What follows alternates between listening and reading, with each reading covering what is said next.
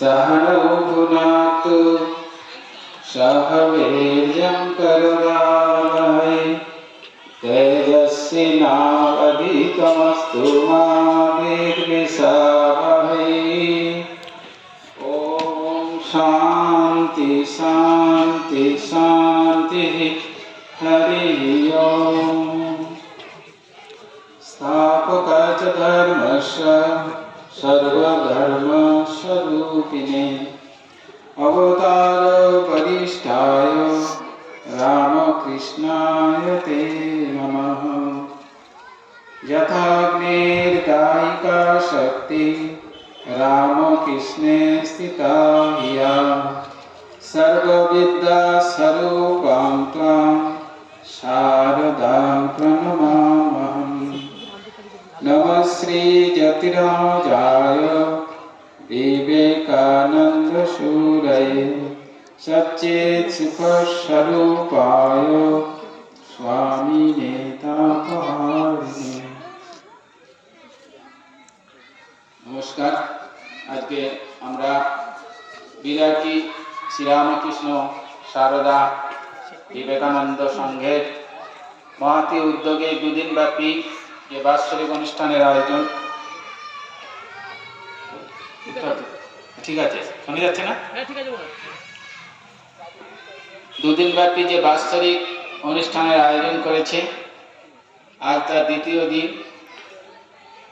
এই সুন্দর সকালে আমরা সবাই দুদিন ব্যাপী অনুষ্ঠানের যে আনন্দ উপভোগ করছি, এখন তার আমাদের আজকে এই অনুষ্ঠান আধ্যাত্মিক সভা, ধর্মসভা।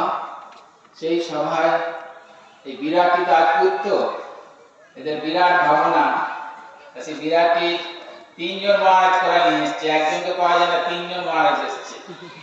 সরাটি আমাদের বিরাটি। তো সেই এখানে আমাদের আজকে সেই সভায় মঞ্চে উপস্থিত আছেন বেলুড় মঠ থেকে মহারাজ এসেছেন। মহারাজ আগে এই অঞ্চলেই ছিলেন, আপনারা সবাই জানেন।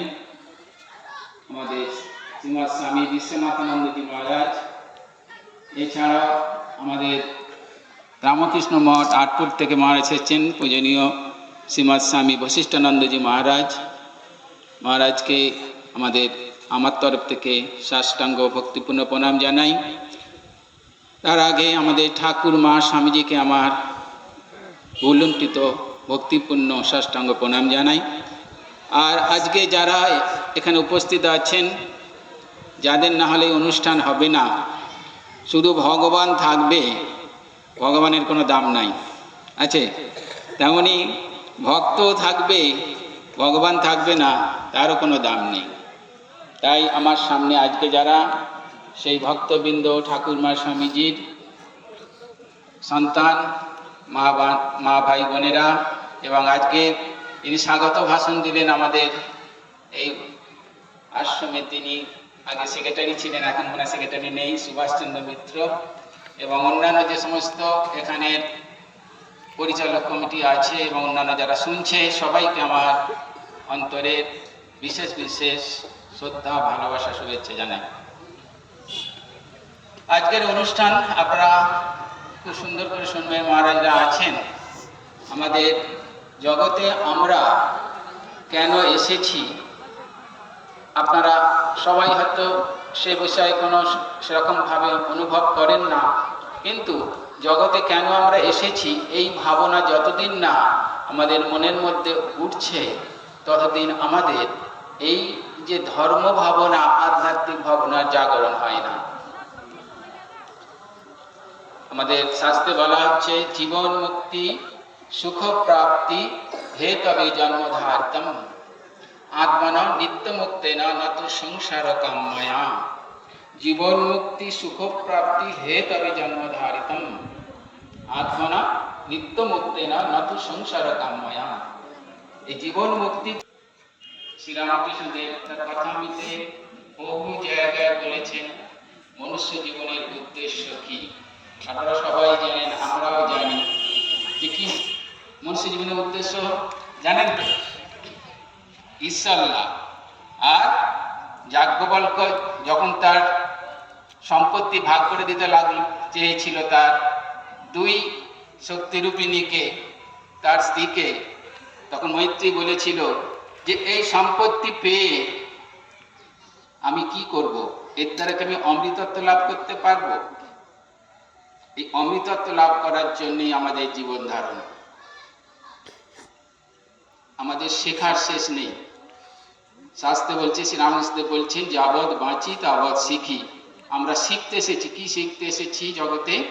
যে কিভাবে এই জীবন যে আমরা পেয়েছি, কি করে এটাকে ভালো করে সুন্দরভাবে জীবনকে পরিচালিত করে মনুষ্য জীবনের উদ্দেশ্য লাভ করতে পারি। এই জন্যই আমাদের জীবন ধারণ। তা নাহলে বিথৈব তস্য জীবনম, বৃথা তোমার জীবন। তার জীবন আমরা তো খাওয়া পড়া সুখে সবাই করে, তাই তো? দুর্লভম তয়ম এব এতৎ দেবানুগ্রহ হেতুকম মনুষ্যত্বম মুমুষ্যত্বম মহাপুরুষ সংশয়। দুর্লভম তয়ম এব এতৎ, দুর্লভ এই জীবন, দেবানুগ্রহ হেতুকম, দেবতার অনুগ্রহ পাওয়া খুবই শক্ত।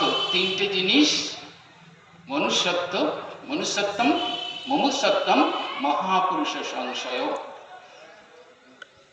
মনুষ্যত্ব দেখুন, বলে আমাদের পুরাণাদি শাস্ত্রে বলা হচ্ছে যে 80 লক্ষ জন্মের পরে এই মনুষ্য জন্ম হয়। 80 লক্ষ, গুনতেই পারবেন না। 80 লক্ষ জন্মের পরে মনুষ্য জন্ম হয়েছে। তাহলে মনুষ্য জন্ম দুর্লভ। 80 মনুষ্য জন্ম যদি আমরা অবহেলায় শেষ করে দিই, শুধু খাওয়া পড়ায় যদি আমাদের জীবন হয়, তাহলে পৃথৈব তস্য জীবনম। খাওয়া পড়ায় শুধু কি আমাদের জীবন?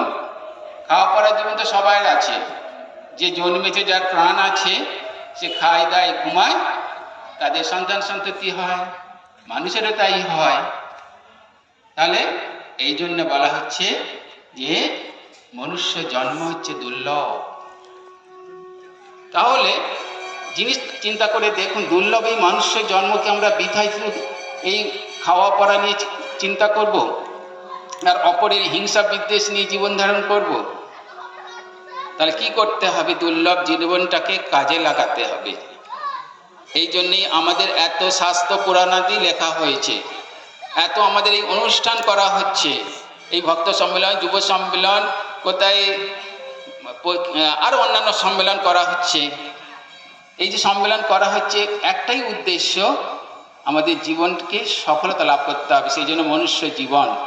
কিন্তু শ্রীরামকৃষ্ণ বলছে যে তোমার শরীর খারাপ হলে তবে তো ডাক্তারের কাছে যায়।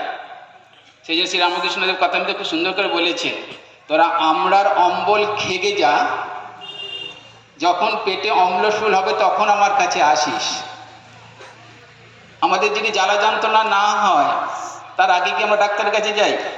বলে না, এখন আমরা প্রিভেনশন নিয়ে নিই, আগে থেকে ওষুধ খেয়ে নিই যাতে না রোগ টোগ হয়।